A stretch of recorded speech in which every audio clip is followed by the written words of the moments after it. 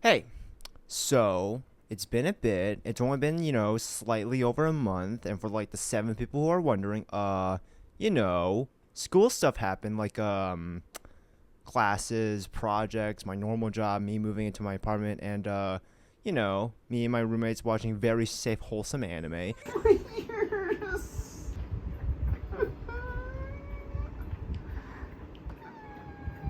But that being said, let's actually get back to the main topic of this video, which is probably the reason why I clicked on this video, which is that this is a very poorly documented story of how I rebuilt my iPhone.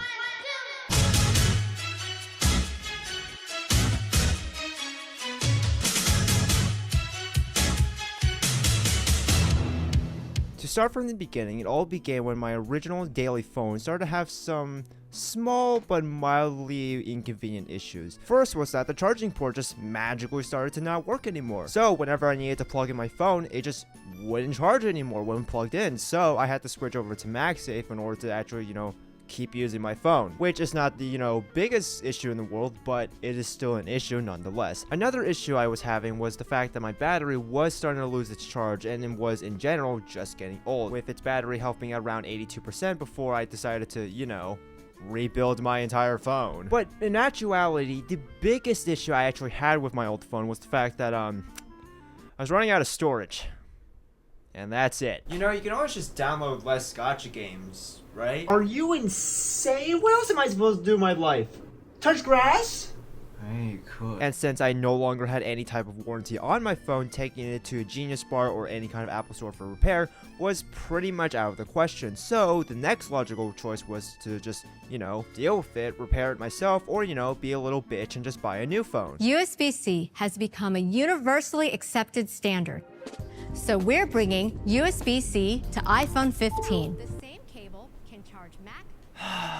But me and my stupid dumbass brain decided, you know what, fuck all that, I'm gonna go with option 4, and that was to buy 2 broken iPhone 13 Pros and, just make a working one out of them. And this is how I did it. So I first began with me finding an iPhone that was damaged, but was still mostly working. And after a couple of days of searching on eBay, I did manage to find a 1TB iPhone 13 Pro that just had a bad screen and needed a battery to be replaced for about $500. Then I had to go look around for a donor iPhone that I could harvest parts out of, which was actually fairly easy because, well, there are a lot of iPhones being sold for parts that just have iCloud locks on them that are perfectly functional, which I really don't know how to feel about this right now, because after putting some thought into it, I am just now realizing that these are most likely just stolen iPhones just being sold for parts. So oh shit. But I mean, like, if I can salvage parts out of it to make a working iPhone out of all this, I guess it's better than the entire thing just being tossed away when it's perfectly functional. But like, ethically, I'm not really sure how I feel about this anymore. So that being said, the total cost of this entire thing was about $890 after taxes.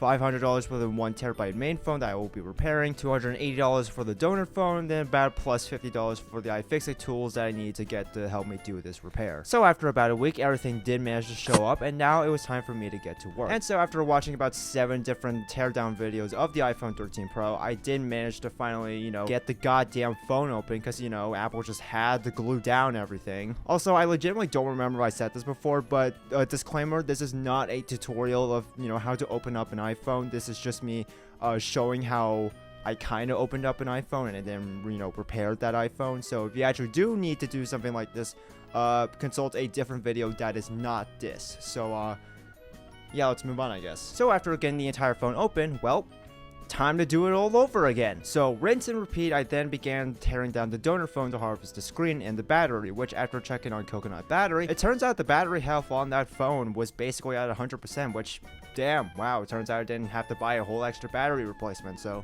that saves me some money, I guess. And so I then began transferring over the donor screen and battery over to the main phone. The glue tabs did cost me a lot of issues because, well, they kept breaking and they're honestly just kind of shit, but I pressed on and I did manage to get the battery out without doing any actual damage. And so I managed to move them over to the main phone, I plugged them all in, and then BAM! It actually just managed to turn on first try. Fucking wow, okay. And to my surprise, everything seems to just mostly work, except, well, the fact that, the phone won't shut up about the fact that the screen and the battery isn't authentic. But I mean, this is pretty much something everyone already knew about, so once again, thanks Apple for something I guess editor put something in to thank Apple for. I don't fucking know. Really, all this means is that I just can't use True Tone and I can no longer check on my battery health, which, yeah, it's a bit of an inconvenience, but I mean, I have other ways to check on that, so it's really not that big of an issue. And honestly, I would just love to end the video here, but fucking of course not, I can't, because after only 2 goddamn hours of me doing this, the fucking charging port still doesn't fucking work! Are you kidding me? After I spent how many goddamn hours trying to fix this goddamn iPhone that I really didn't need to fix in the first place, it didn't even fix the original issue I had! Are you kidding me? What?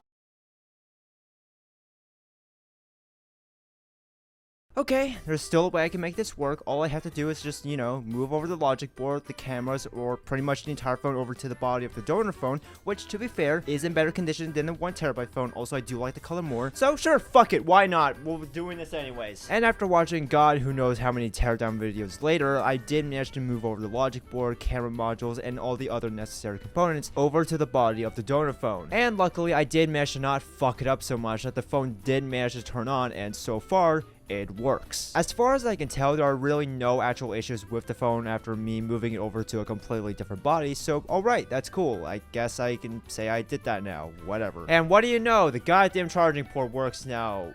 Yay, it's only, oh god, fuck.